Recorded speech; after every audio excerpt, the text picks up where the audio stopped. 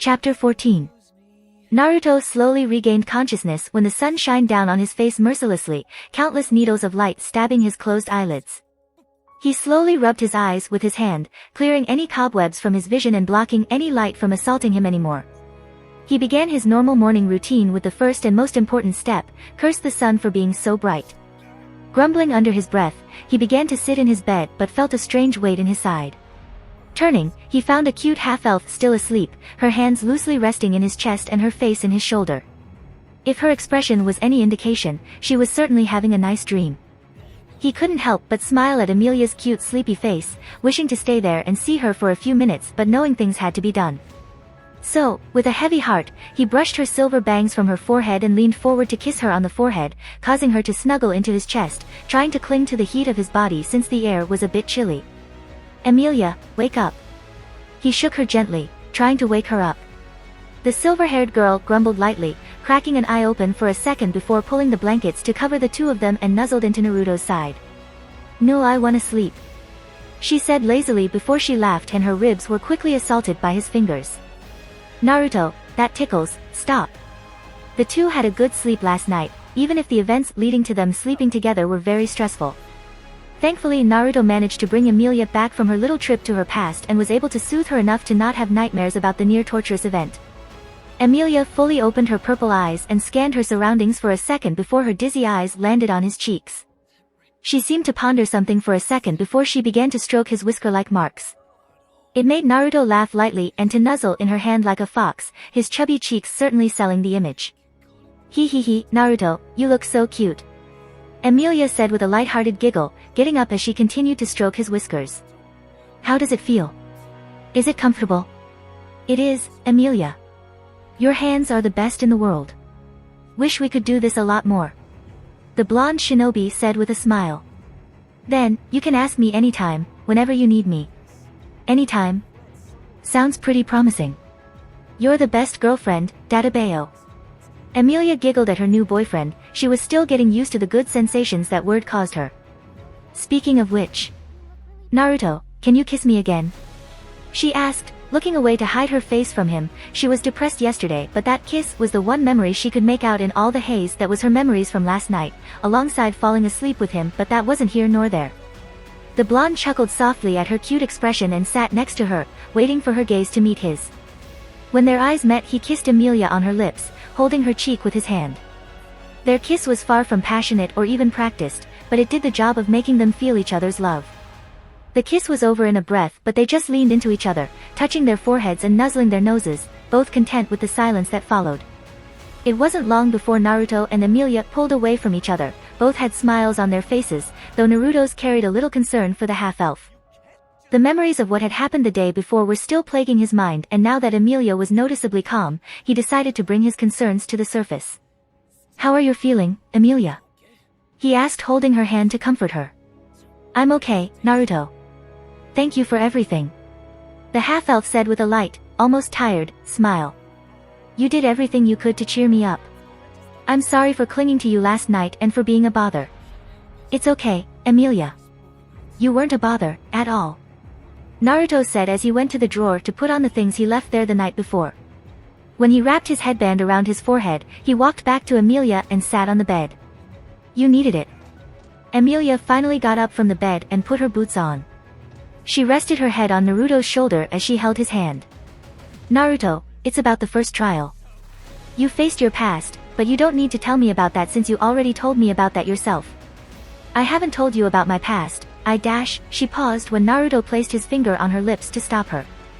"Amelia, there's no need for you to tell me about your past. I don't want to hear it because the memories are still fresh. This happened yesterday. What I'm trying to say is that you don't have to try and tell me something that clearly hurts you right now. I can wait." Granted, he knew some of Amelia's past because he asked Roswell about it since he wanted to make sure there was nothing too traumatic for her to face and to be prepared in case he had to act, but he didn't know her full story. There were things only Amelia could tell him and he wanted her to tell him when she was ready. "I know that, Naruto. This is why I wanted to tell you that I want to retake the first trial and that you don't have to worry about me. Today, I won't lose. I'll win the first trial, no matter what." Naruto stared at her purple eyes, checking to see if she's ready to retake the first trial, not out of untrust but out of concern. To be honest, he wasn't so sure she could take on her past, but there was a part of him that wanted to believe in Emilia's strong eyes and fierce determination. He smiled at Emilia before kissed her on the cheek, causing her to blush. He chuckled at her cute face and was slapped on his shoulder lightly by an embarrassed Emilia. "What a cute face you have there, I love it." He grinned with a playful look on his face. "Naruto. Stop joking around with me, I'm serious."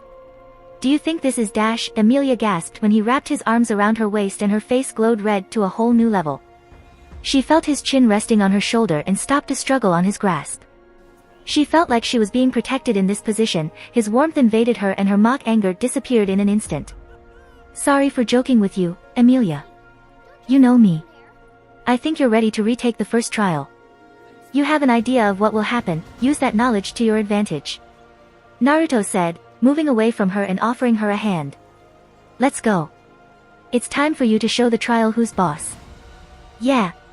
Naruto and Emilia met Rem and the others outside, but they noticed both of them holding hands and coming out of the same room. However, none of them had a comment on the matter. Rem did flash them a smile of encouragement, knowing exactly what was happening.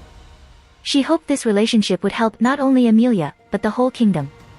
Naruto was certainly someone she could see managing the kingdom in a few years, and Emilia was perfect to rule by his side. She was certain their union would help them enter a new era.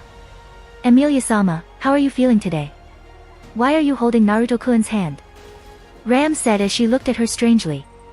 It wasn't as though she was against the idea that they were in a relationship, it was the fact that she was still a little frightened by her last encounter with Naruto that made her ask. "Well, Naruto and I became boyfriend and girlfriend," Emilia answered, having a blush on her cheeks as she looked at Naruto. "I don't have experience with love, but I'm willing to learn with him. Speaking of new experiences, I'm going to retake the first trial. I'm not that surprised you and Naruto became a couple, but congratulations anyway," Louis said, looking at the half-elf and the human boy. She had a doubt, however. "Regarding the trial, are you sure about this, Naruto? It's not my intention to come off as disrespectful, but out of the two of you, you are the one that has the best chances of beating the trial." "I'm sure. I believe in Emilia. She will pass the first trial and then the other two after that," Naruto said, speaking from experience. "She's growing stronger, believe me, she can do it." Louis looked at him for a second and only nodded in affirmation. "Very well. Naruto, can I have a word with you alone?" she said. "Yeah, I was going to ask you the same, but I have to get back to Roswell's mansion." "Is it urgent?" he said. "No, don't worry about it. It can wait." Why? Is there something wrong?" Emilia asked, looking a little worried. "Nothing wrong. There's something I wanted to talk with Frederica and Beatrice," Naruto answered. "How long will you be gone?" Rem asked, curious. "It won't take long. I'll be right back in a second," he said as he looked at Emilia and patted her on the head. "Can you do it without me?" Naruto was going away not only because he wanted to speak with the residents of Roswell's mansion but because he wanted Emilia to grow into her own person. He understood the importance of Emilia knowing he was there when she needed him, but it was important that she could do these challenging things without him. Her independence to him was just as important as her knowing she had a companion who would do anything for her. He knew from experience that the greatest challenges you faced alone, but that you had to have the trust of those behind you to gain greater power. He trusted her with this challenge, and if she didn't succeed he would be for her. The war and coming to this world have certainly made you wise. You are starting to sound like the old man, Hagoromo. Hearing Kurama's approving tone filled him with relief. If Kurama approved of his actions then that meant that he was walking a good path. After all, Kurama was a very intelli. A shame it didn't make you any smarter, but oh well, I guess I'm asking too much. Never mind, fuck that fluffball. Of course, Naruto. I can do it. And... The half-elf paused briefly before she rose to her tiptoes and gave him a peck on the cheek. Her face turned red after she did that. It's a good luck kiss. Naruto chuckled at her cute expression. She definitely learned that by watching someone else or by reading a magazine, so he leaned down and kissed her cheek too.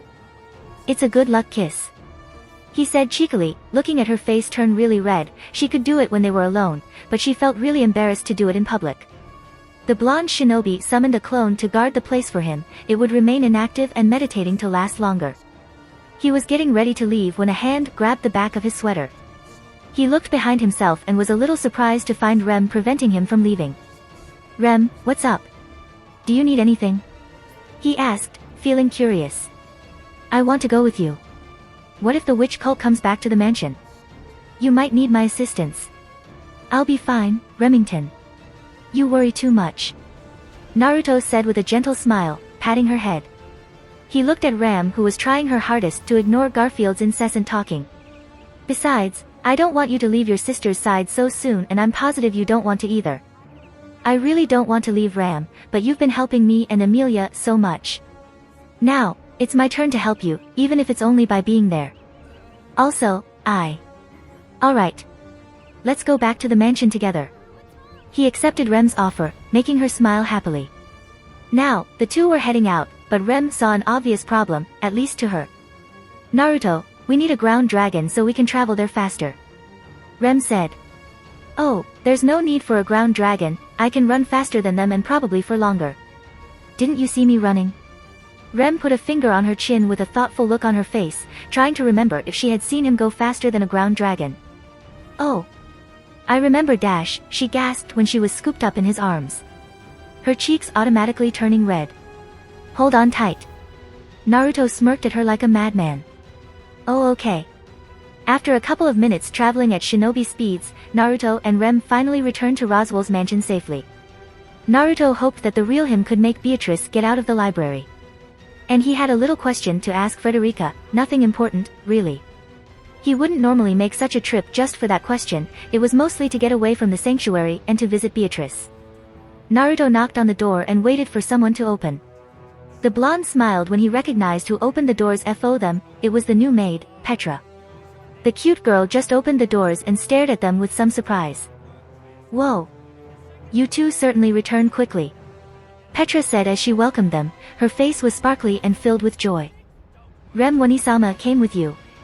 I'm surprised. Hello Petra, how was your first job? Rem asked kindly with a smile. It was good, but being a maid is a little hard. The new maid said as she looked at Naruto. Naruto-sama, how can I serve you? Are you thirsty? Do you need to rest? I'm okay, Petra. We're not here to stay. Where's Frederica? I want to talk with her. The blonde asked, petting the little girl's head. Frederica Wanisama is out checking the barrier in the mountains, so you'll have to wait till she gets back. She said. I see. Naruto looked around the yard, seeing the work for the day was mostly done. It always baffled him that so little people took care of the entire mansion and they always seemed to be able to do so perfectly. He guessed it was bad luck Frederica was absent when they arrived, so instead of just waiting, he decided to do something else. Since I got here early, tell me what did you do today? Petra broke in an adorable smile as she held his hand and the three of them walked inside the mansion. Well, Frederica Wanisama taught me everything like how to wash clothes, how to cook, and how to clean. She answered him with great enthusiasm, she even stumbled with her words for a second, how cute. Really? Maybe, you can cook something for me, I'm hungry. He asked, curious to see what Petra had learned in so little time. Not yet, Naruto-sama. I'm still a beginner, but I can offer you a drink. She had a pout, no doubt not very pleased at her slow advancements in her cooking skills. Sure, apple juice will be fine for me. Do you want something, Rem? He looked at the blue-haired Oni. That would be wonderful. Maybe some tea will be good for me to drink. She said since she knew tea was one of the first things they taught maids to do. Okay. Just sit on the couch. Don't go away. Petra said running for the kitchen. I'm not running anywhere, but Petra if you go fast you'll trip, be careful. Naruto said with some concern for the younger girl. Don't worry. He began to ask himself once again if that was how Sarutobi or even Tucci felt when he did stuff without thinking twice. The two sat on the couch, waiting for Petra to finish their drinks or for Frederica to show up. And after that, he's going to talk with Beatrice. Come to think of it, something didn't quite feel good around here, but he couldn't quite put his finger on it. Something wrong, Naruto-kun? Rem asked concerned, looking at Naruto who was once again spacing out, it worried her since he was doing that a lot. Are you okay? It's nothing, Remington. It's been a day since we left the mansion again, it's just that I have to catch up to all that is going on. He replied as he gave her a tired smile. It felt nice to have someone worrying over him. Sorry for worrying you. Rem shook her head and gave a smile to him. It's okay, Naruto. I saw that you and Emilia became a couple. I'm happy for you too. She said, the memory of Emilia saying that they had become a couple still fresh. Yeah, we are now an official couple, a crazy situation if you ask me. It was nice to see her so happy. Naruto smiled, but his smile changed into a sad expression when he remembered Rem's feelings. He suddenly felt like the lowest scum in history. Rem, about your feelings toward me. He was beginning to ask himself if this world was made specifically to mock him in a very sneaky way. Rem had feelings he couldn't return because his heart belonged to another person, but she still remained at his side, a situation entirely too similar to his and Sakura's. Emilia's journey and her objective was beginning to resemble his so much he couldn't help but compare her to himself. The council and the nobles were entirely too similar to his own council, a bunch of assholes. He could continue to compare, but Rem was now talking to him. It's okay, Naruto-kun. You don't have to feel sorry about me. Your heart belongs to Emilia, not me. The blue-haired maid said while shaking her head. Remember, I'll still be a part of your life even if I'm not with you, that's a promise. Right. Naruto said, feeling his ear reach out to the maid. He was severely inexperienced in this area, he simply didn't know what to say or what to do. He was interrupted by the sound of the front doors opening. It was revealed to be Frederica. She spotted them and her eyes widened in surprise. Oh. You two returned quickly. Frederica said as she closed the door behind her and approached them. Yeah, sorry for arriving out of the blue like that, Frederica. Naruto apologized to the maid. You don't need to apologize. You two came here in a ground dragon, right? Should I return it to the stables? There's no need for that, I ran us both here.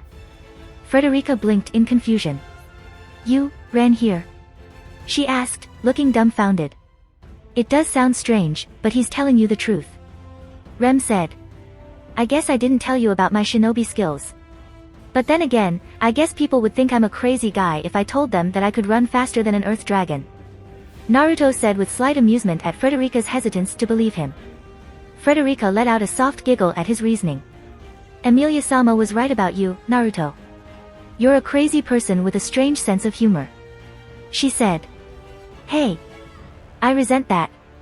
He said with a huff and a pout, causing Frederica to raise her hands in mock surrender. I'm back with the apple juice and the tea for O. Frederica Wanisama is here.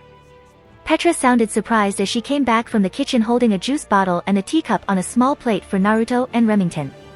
Even though she wanted to ask her fellow maid how had been her little trip to the barrier, she continued to focus on her maid duties as she put a plate on the table and passed the drinks for them. Thank you for the drink, Petra. Naruto said with a smile, stroking the young girl's head with his hand. He could hear her cute giggling at his actions. Naruto and Remington, may I ask why you two returned here? Frederica asked curiously, seeing them here early surprised her. I wanted to talk with you, but Petra. Naruto looked at Petra. Me, Rem, and Frederica wanted to have a talk alone. Can you do that for me? Of course, Naruto-sama. Watching Petra go, he let out a sigh. He couldn't help but feel bad for the little girl, she seemed to be so happy to see them, and he just sent her away like that. He sent a clone after her, if only to entertain her. Rem just sat beside him, drinking her tea. Now, may I ask why you two returned? Frederica repeated her question, staring at Naruto and Remington. Noticing their facial expressions, she sighed with disappointment, already having an idea as to what was the problem, or rather, who. Is this about my brother? If so, I deeply apologize for my brother's behavior, he's always been a little loud-mouthed and rude. No need to apologize, Frederica. Naruto-kun and I understood Garfield's behavior. Rem comforted her. Your brother attacked us to protect the sanctuary. Besides, Naruto-kun and I already forgave him.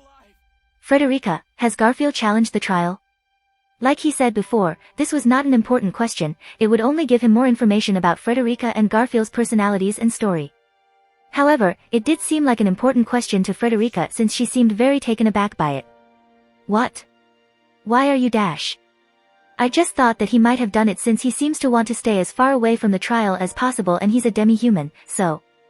Frederica sighed as she closed her eyes, her mind traveling to her past with her brother. She saw no harm in revealing her past to them, even if it was something personal.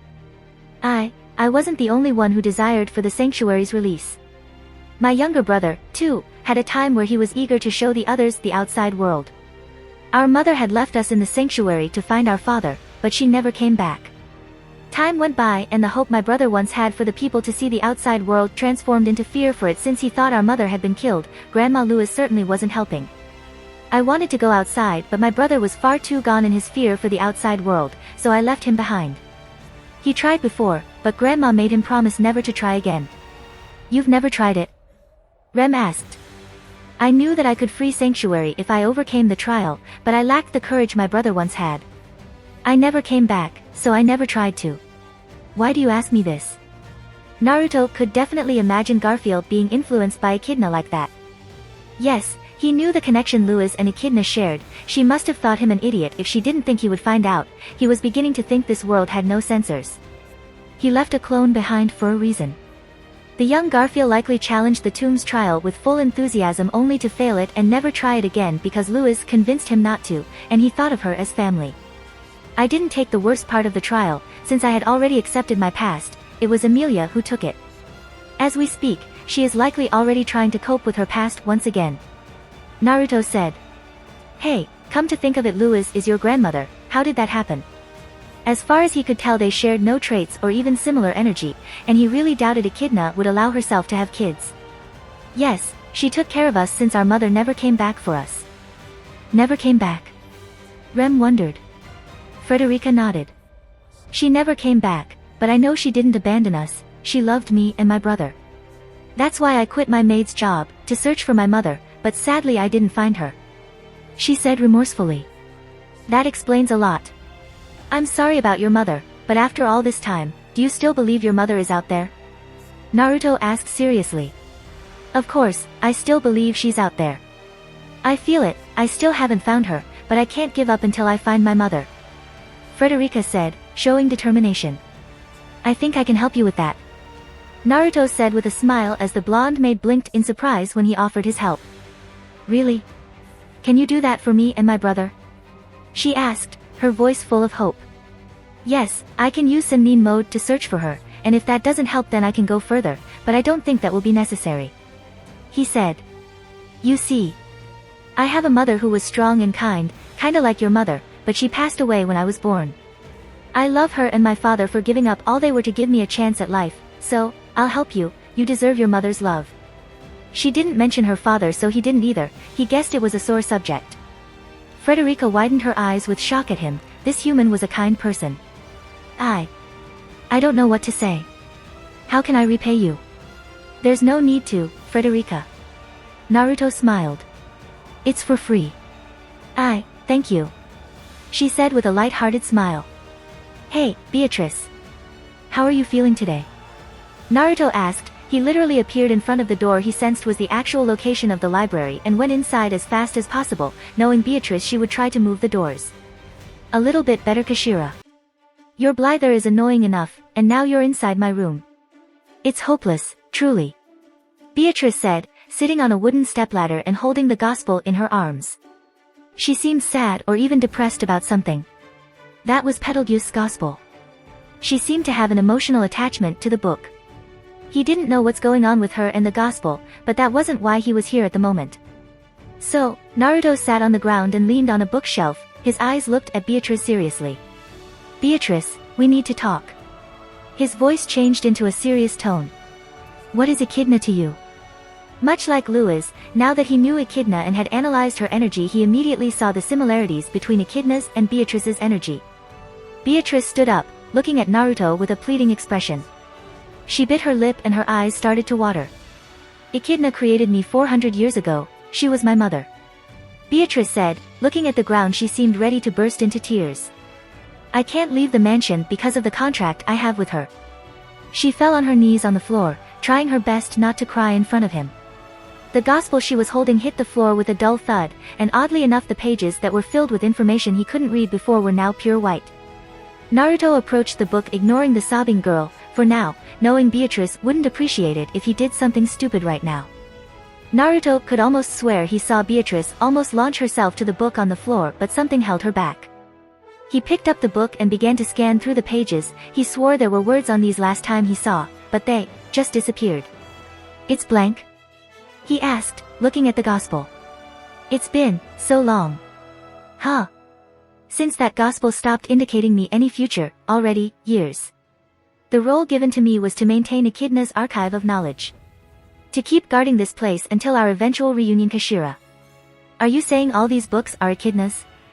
Naruto asked. She was someone who liked gathering knowledge. Well, that makes sense. He said, having heard her introducing herself when she was describing each and every one of the witches. Beatrice looked at him once she stopped cleaning her teary eyes. The way you're talking about her, it seems you've entered the tomb Kashira. Yeah, I have. Echidna was, well, she's okay I guess. She allowed me to meet the other 3 witches, they were cool, except one of them. Naruto said, sounding nervous. The Witch of Wrath, Minerva, had managed to make a lasting impression on him. Even if she didn't really talk with him, she just complained and then hit him. Naruto felt a lot of negative emotions from Beatrice, so much in fact, he thought Beatrice would just snap and cry or rage or worse. Why? Why are you helping me? Why do you care about me even after everything I said to you? Beatrice said, now sounding very depressed. Ever since the two of them met, Naruto made it a personal objective of his to always visit her at least once a day, with or without Puck, and she was beginning to grow mad because he never really stated a reason as to why he did what he did. He just stayed there and told stories about himself or his friends. The majority of them seemed nothing but things one would read in mythology or an adventure story, or he read a book in silence, content to just provide her with some company, something she secretly liked, especially if it was Puck and him. Because I care about you, Beatrice. You're my friend and I don't leave my friends behind. Naruto said with a light-hearted smile. She said that one day, they would visit my archives. She told me to guard the archives until then. She said. They? I was told Kashira. That until they come, my role is to guard the forbidden archives assigned to me. I can't tell whether you are, they, or not. Naruto narrowed his eyes at her, for some reason her tone bothered him. Whether you are, they, or not, it doesn't matter Kashira. Beatrice said, raising her head, and the emotions he felt from her were honestly hurting him. You might not be, they, but I don't care anymore. So. Why dash? I want you to kill me, and end this contract Kashira. I want you to end this perpetual torment, and give me relief. She said, her eyes watery and having a weak smile on her face. His Azure's eyes narrowed in disbelief. She wasn't lying to him, but he felt something was amiss, so he wanted to ask her one more thing before doing something he might regret. Do you truly want to die? Do you truly want me to end your existence? He could do that, he still had these truth-seeking orbs. He could literally just end her with a touch. End was not the word he would use, but how to describe destroying someone to their last atom and their very soul, forever dooming them to inexistence. Erasing someone would be a better term.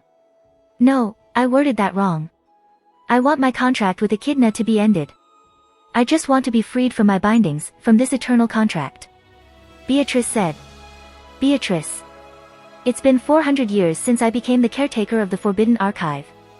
400 years, that is how long I've simply obeyed the contract and waited Kashira.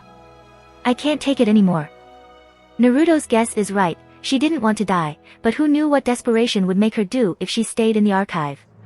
Poor girl, she stayed so long just waiting for her mother, trapped here because of her own love.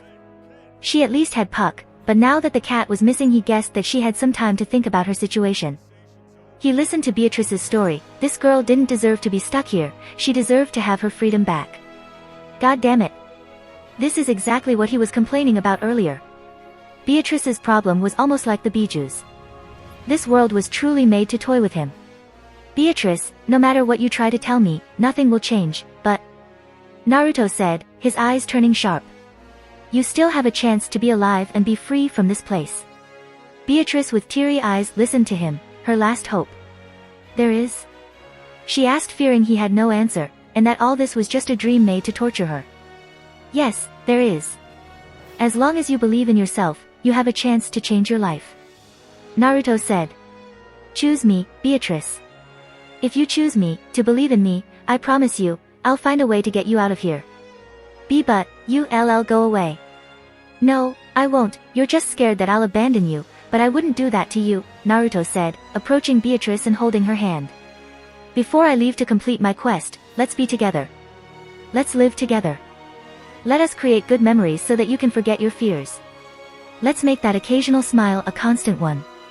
Beatrice looked on in shock when he held her hand, but nevertheless, she accepted to hold his hand. She suddenly felt like all the problems in the world didn't matter. She was just encompassed in a protective barrier, like nothing could really hurt her anymore. She wanted to scream, she wanted to get him out the archive, she wanted with all her heart to hate him, to deny that he meant anything to her, to just run back and huddle herself in her room and continue on with her work till she became insane, to cut the one tie to the world that still hadn't given up on her, to continue with the only objective of her existence, to continue guarding Echidna's archive. But she couldn't, she was just so tired of it all, and here she was, connecting her heart to very being that was dulling all her pain away like it was never there, the one that gave her hope via unknown means. A human, or perhaps something else. She saw something strange happen to him. His body was suddenly engulfed in yellow magic, as if that was its true and natural color. This was her second time seeing it, but the first time she dismissed it as a work of her imagination. Being in contact with him, she could only describe this state like one thing, divine. So, this is his true form. A being made of pure light. And once again, as fast as it came, it was gone. Replaced by the blonde idiot she knew, and the one she knew she cared for. She felt her heart racing, she just saw some incredible things and felt the most amazing sensations. Beatrice, do you want to go outside so you can explore the world with me and make friends along the way? Naruto asked softly with a smile, knowing her like no one else now, having had connected his own heart with hers, understanding her heart and her needs, even if she herself didn't know them. Now Beatrice literally knew him better than anyone else in this whole world, just as he knew Beatrice better than even Echidna herself. He felt this was a good way to help her. He undid the contract she had with Echidna, and the only way he could do so, he eradicated her energy from Beatrice. Why yes. Yes, I do want to go outside. Beatrice cried before she jumped hug on Naruto, both of them fell to the floor. Naruto smiled at her answer and hugged her back, patting her back while she's crying. This girl stayed here too long, she deserved to go outside for her freedom. He understood this was a difficult decision to make, to go against her own creator, to go to a world she had almost no experience with. She was a brave girl. After spending some time in each other's company, Beatrice finally decided to step outside her self-made prison. It took her a considerable amount of time to gather her courage, but he didn't mind waiting for her. Beatrice blushed in embarrassment, she didn't know why she was so sentimental around Naruto, it was just something about him that made her feel at ease around him. Rem was still waiting for them on the couch. How are you feeling, Beatrice-sama? She asked as she bowed to her, not very surprised to see that the blonde had managed to get Beatrice to leave her room. I'm fine, Kashira. What should we do, Naruto? Beatrice asked, remaining by his side since this was very new territory to her. If you want, you can come with me and Rem back to the sanctuary. Naruto answered. I see. Very well. I shall go with you to the sanctuary. I will do whatever I can, Kashira. Naruto smiled at her, patting her head, causing a blush to grow on her cheeks. You're so cute when you blush, you should do it more often. He chuckled, earning a cute pout and a humph from her. It was weird, really. Now he knew that compliments elated Beatrice, but she wasn't fond of showing how much they truly meant to her. And Beatrice knew that he was just jesting around, but was being truthful at the same time, making the compliment much more delightful to her. Knowing someone to their very soul was a strange but delightful sensation. Naruto, how was O? Beatrice-sama, I'm surprised you're out of your room. Came Frederica's voice, sounding surprised. Oh. You came just at the nick of time. Naruto said, letting go of Beatrice's hand and approaching the blonde maid quickly. We're going back to the sanctuary, Frederica, can you come with us? Please, Frederica.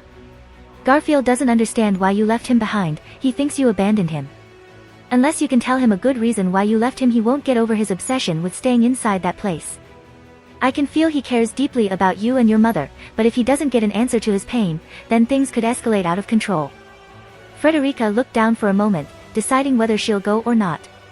She didn't want to go back because he's no. That wouldn't happen again. She shook her head and looked at Naruto. Yes, I'll go with you. She answered before she gasped when Naruto grabbed her hands with his. Thank you, Frederica. he said with a smile, making her face glow a pink hue. He didn't even notice though. Naruto was going to speak, but his face turned serious when he caught the scent of evil in the mansion. Before he could warn the others, he saw Petra running from the hall and suddenly tackle him into a hug. She was crying. She was certainly afraid of something, but of what? Petra, what's wrong?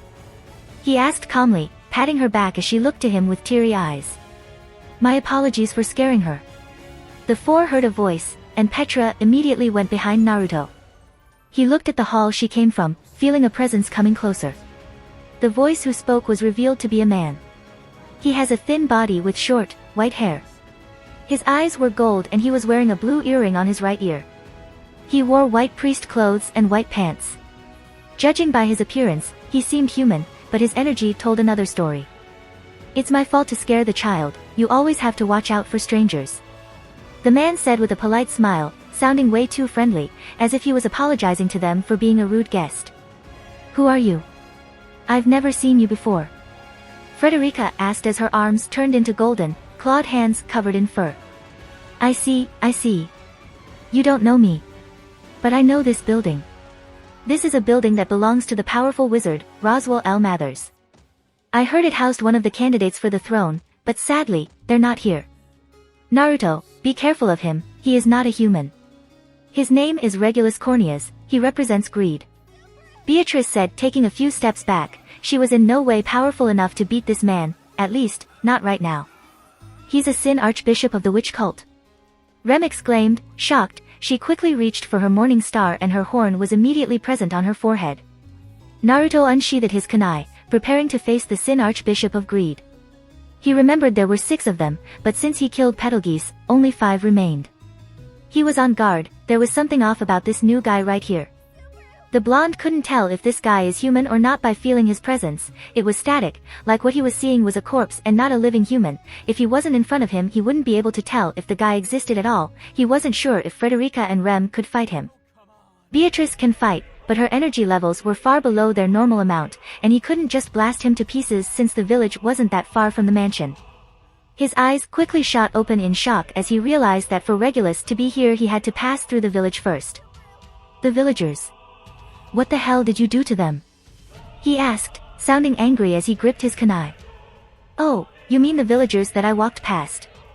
Don't worry about them. They're fine, but feel lucky that he wasn't interested in them. Regulus said. They're not too good for me to eat. I want to eat something good. I want to eat something good. A high-pitched voice of a boy sounded from behind Regulus. Frederica and Rem's entire bodies stiffened as they looked behind the stranger. The shadow walked into the light from behind Regulus. It was revealed to be a boy. He's a short boy with long, dark brown hair that extends past his thighs. He wore a dirty piece of cloth around his thin body. He wielded twin, small swords that are wrapped around his arms. I want to eat something delicious. Delicious. The boy yelled in a maniacal tone as he looked at the group. I'm Laybaton Katos, representing gluttony. It was a good idea to come here and eat. When we sensed that our pet got killed, we came to check it out, and that means someone around here has a good taste. I want to eat them. Pet. No. Rem thought worriedly, figuring out that they're here for Naruto, the one who killed the Hokugei. She looked at Naruto, who stood next to her. So, you came here for the person who killed Hokugei? Naruto said, having figured out what pet they were talking about, as he focused on Lei. The boy was a mess of negative emotions. He was almost on par with Betelgeuse. That's right. That's right. I recognize the smell of Hokugei. You have the hat guy's smell on you. You must be delicious. Lei said, showing teeth like those of that freak Kisame. We're not letting you hurt him. Frederica said as she stood in front of Naruto and guarded him from the archbishops, but a hand patted her back. Her eyes stared at the shinobi who smiled at her calmly. I appreciate what you're doing, but they only want me. He said. Beatrice, can you teleport the 4 of you out of here? Warn the villagers. Since he united his heart with Beatrice's, he now had a very intricate knowledge of her abilities and her potential, and he had to say that a full-powered Beatrice was an enemy you had to think twice before confronting. Beatrice nodded without hesitation, trusting him fully, and finally having a grasp on his true abilities. She felt like an idiot when she thought she had seen a fraction of his powers. She had no idea back then that he was just playing around. She opened her palm to create a portal for them to leave. Hurry up and step into the portal. We can't stay here any longer, she said with a serious look on her face. But, we can't leave him here. Naruto-kun, please come with us, Rem said worried, holding his hand, hoping he would run with them. But he removed her hand as he shook his head. Naruto stroked the blue-haired maid's head gently and smiled at her, assuring he'll be okay. I won't lose to them. Believe me, I'll win and come back to you, he said as he looked down at Petra, who also had a worried face. Don't worry about me, Petra. I'll come back to you after I finish the job. You promise? She asked. Promise, Naruto answered. Now a little reassured, Beatrice and the three maids went inside the portal, leaving Naruto behind to handle the two Sin Archbishops on his own. Naruto turned around to face the two Sin Archbishops. The warmth that filled his eyes had been put out and only coldness remained. He breathed slowly and relaxed, gripping his kunai to fight them. His eyes were on them like a pair of heat-seeking missiles. Just to let you know, I hate fighting. But if you're going to take an attitude like that, then that means you are ignoring my rights, Regulus said. Naruto said nothing, already knowing both of these assholes were mad. I'll take the two of you down, you guys don't have a chance to beat me, leave now. Final warning. Ah, what a good feeling. Come on, don't hold back, Lei said as his eyes turned hungry. Drool was beginning to escape his mouth. Let's eat. Why do I bother, they never listen. Emilia glanced at the direction Naruto and Rem departed to Roswell's mansion. She was anxious for an unknown reason. There was a clone of Naruto who was still in the sanctuary, but something didn't seem right. Emilia-sama, is there something wrong? Ram asked, approaching the half-elf after she finished replacing Roswell's bandages. The half-elf turned around to see her. She had a worried look on her face. I just had a bad feeling. I'm worried about him, she said as she held her hands together. Emilia-sama, we both know just how capable Naruto is. He can handle himself just fine, Ram said. But, she almost disagreed with her, worried, but she breathed slowly, not letting the fear cloud her judgment. You're right. I know Naruto can handle himself. Hurry everyone, Petra yelled at the villagers as they packed their stuff into some carriages. The battle has already started, judging by the smoke in the direction of the mansion. Frederica and Petra managed to get all of the villagers into the carriages. It was quite easy to get them to evacuate since they were still installing themselves after the witch cult attacked. They tried to resist at first, but several explosions were heard and they complied fast. The drivers are ready to ride the ground dragons. She was waiting for Beatrice and Rem, who were on their guards for Sin Archbishops. Rem. Beatrice-sama. It's time for us to leave, Frederica yelled at them, finishing the preparations to leave the village. Rem clenched her teeth. She hated to leave Naruto in the mansion alone, fighting the two Sin Archbishops. No, she couldn't do it. Her legs started to move forward to the mansion, but she stopped once she saw Beatrice walking next to her. Beatrice-sama, she asked. I don't care if you die there, but I'm not allowing your death to weigh on Naruto's mind, Kashira, Beatrice said as her eyes turned serious. Beatrice-sama, thank you, Rem said as she turned to Frederica, who was still waiting for them. You must go ahead without us.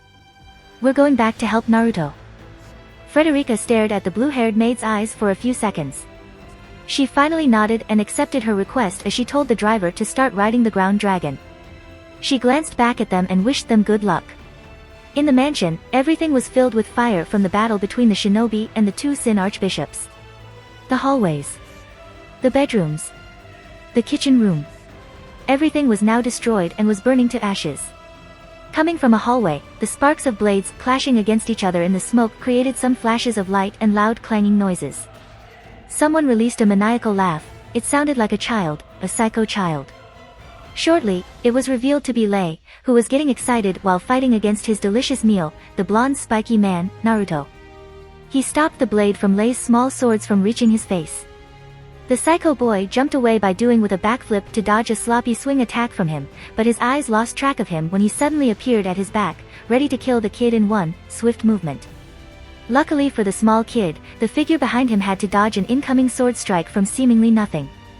Naruto slid on the floor. He glared at Regulus, who had attacked him with an invisible blade. That white-haired man was getting on his nerves. I'm impressed you dodged my attack, but you can't escape from us. Regulus said. You're right. I can't escape from you guys since I'm not trying to escape. Naruto grinned, starting to dash toward the two. He blocked a small blade from Lei and deflected the invisible blade. He delivered a roundhouse kick to the boy's head, which launched him out of the mansion but not before breaking a window with his face.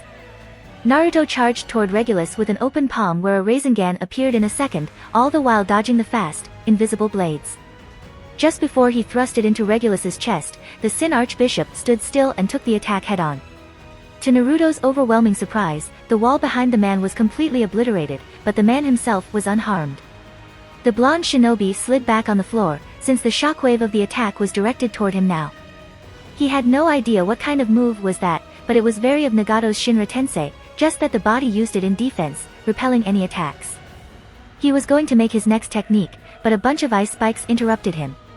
The person who interrupted was Lei, still alive and kicking. That hurt. Really, really hurt. But I'm still hungry and still want to eat you. Lei yelled in a sadistic manner, showing his psychotic smile to Naruto. I really want to eat you. I can't lose my delicious meal. This kid lost his mind. What is woe? Naruto snapped out his thought when he dodged a familiar wind blade from that kid. He glanced back at the wall just to see it sliced open. That move. Where did you learn that? Oh, you're familiar to the 100-man strike. You see, we thought that they were the ones who killed Hakugi-ai. But, don't worry about them. Some of them were left alive when we realized that they weren't the ones who killed the whale. Regulus said, pointing his finger at Naruto. They should be thanking you for saving their life. Otherwise, we would have killed all of them and wasted our time in the process. It was a delicious meal. It was a delicious meal. Enough to satisfy my hunger until I found my greatest meal, you. Lei said. Naruto's eyes widened in shock when he realized something, the move Lei used, it belonged to Crush. You made a big mistake. He said with an enraged expression before he charged toward them with the intent to kill. The two Sin Archbishops charged toward him together, but Naruto suddenly vanished like wind and appeared between them. They were shocked and couldn't dodge when he delivered a high kick to Lei's head, sending the boy to the front yard and crashing into the ground again. He sensed an incoming magic attack from Regulus right above him, but quickly evaded his swing. Naruto dodged the invisible blade and jumped behind Regulus, who was in midair, and delivered an elbow strike on his back. When the Sin Archbishop fell down, the shinobi grabbed his leg and slammed him on the floor, breaking it apart, and both of them fell to the first floor, where their fight had begun. Naruto kicked him hard and he went through the wall, crashing on the same spot Lei had landed on. Naruto was going to finish Regulus, but Lei stopped him by moving in front of him, raising his fist to punch him. The shinobi was going to just block the attack, but a sudden spike of magic told him not to, and he just dodged the attack. His eyes widened in surprise when Lei punched the ground. Naruto watched the ground get crushed by Lei's fist. He would rate that one a solid 6 out of 10 if he used Tsunade's basic attack as an example. But then, he saw Lei charge him with his twin swords to stab him. Naruto blocked that attack with his kunai, and now he had to deflect every one of Lei's attacks. Was Lei's ability similar to the Sharingan? He used the 100-man strike, a strike he was almost positive belonged exclusively to Crush. Naruto's eyes turned sharp as he deflected Lei's short swords up in the air. His other hand opened and a Rasengan was formed before he thrust it into Lei's stomach. It was a direct hit, so the shinobi kept pushing the Rasengan until the orb fired off from his hand, and Levi got launched along with it. Naruto landed on the ground, looking at Regulus, who is his next target to destroy. Naruto-kun. The familiar voice caught Naruto's attention as he turned to the gate and saw Rem, running back with Beatrice. Why did they come back? Quickly, he looked at Regulus's. He was now focusing on Rem raising his arm, ready to just kill her. Naruto clenched his teeth and began to move towards Rem to save her life. The blonde shinobi couldn't see it, but Regulus's fingertips sliced through the air as if tossing something at him. However, the projectile was invisible. That attack might have been something like an unseen hand.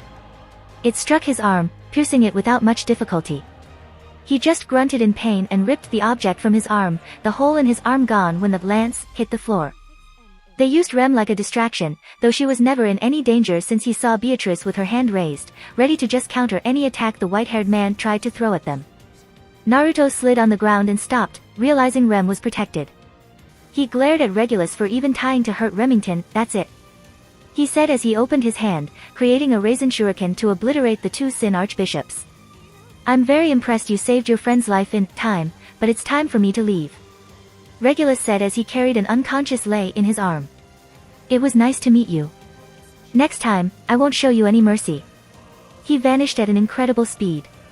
After seeing them gone, Naruto powered down his raisin shuriken and relaxed his stance. Regulus's attack. What was that attack? If you want to support me, check out my Patreon at https://www.patreon.com/Kaioshin.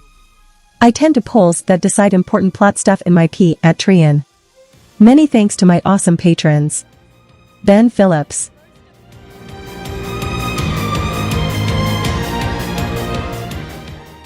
If you like this content, don't forget to like and subscribe. See you later, bye bye.